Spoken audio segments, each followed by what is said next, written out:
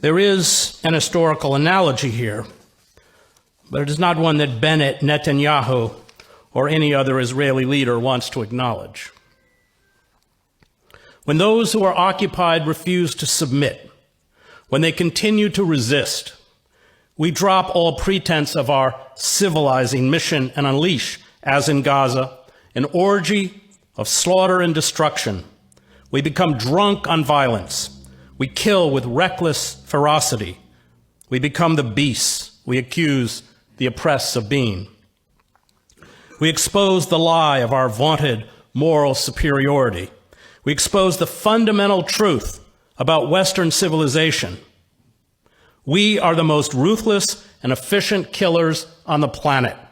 This alone is why we dominate the wretched of the earth. It has nothing to do with democracy or freedom or liberty. These are rights we never intend to grant to the oppressed. Honor, justice, compassion, and freedom are ideas that have no converts, Joseph Conrad reminds us.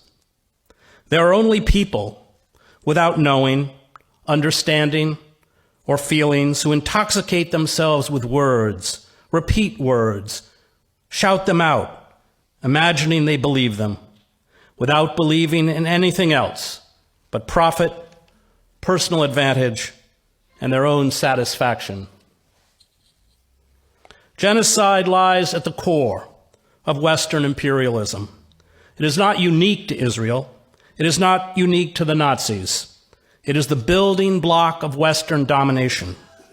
The humanitarian interventionists who insist we should bomb and occupy other nations because we embody goodness, although they promote military intervention only when it is perceived to be in our national interest, are the useful idiots of the war machine and global imperialists.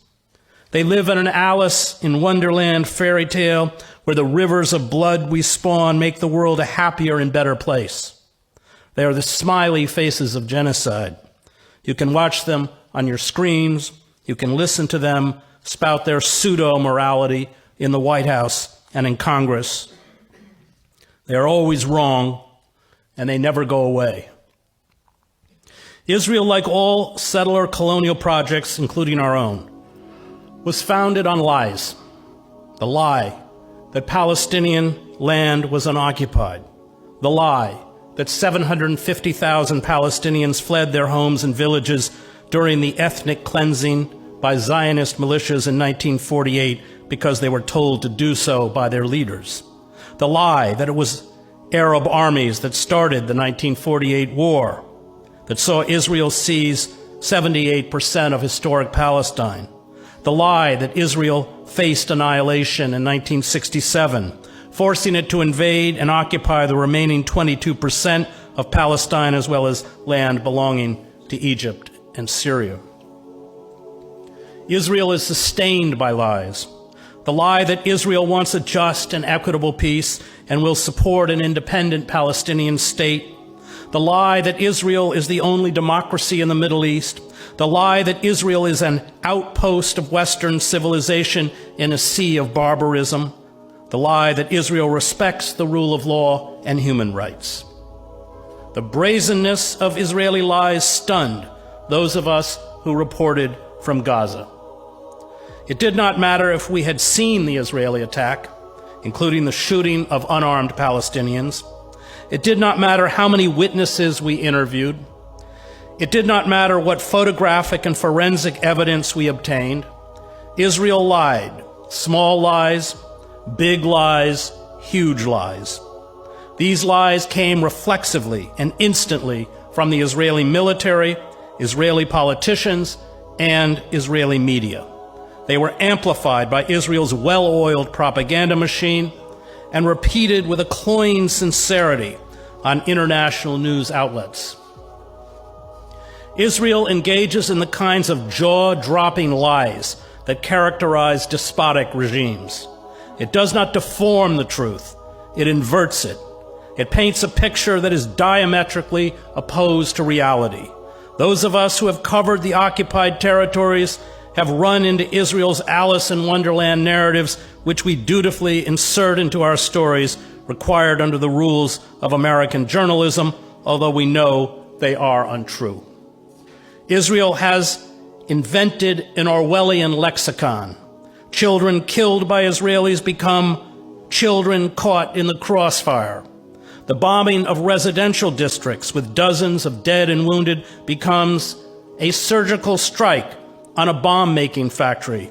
The destruction of Palestinian homes becomes the demolition of the homes of terrorists. The big lie feeds the two reactions Israel seeks to elicit: racism among its supporters and terror among its victims. The big lie fosters the myth of a clash of civilizations, a war between democracy, decency, and honor on one side, and Islamic terrorism, barbarism, and medievalism on the other. The big lie abolishes nuances, ambiguities, and contradictions that can plague conscience. It is designed to create cognitive dissonance. It permits no gray zones. The world is black and white, good and evil, righteous and unrighteous. The big lie allows believers to take comfort, a comfort they are desperately seeking, in their own moral superiority. It feeds what Edward Bernays called the logic-proof compartment of dogmatic adherence. All effective propaganda, Bernays writes, targets and builds upon these irrational psychological habits. Israel's supporters do not want to know the truth. The truth would force them to examine their racism, self-delusion, and complicity in oppression, murder, and genocide.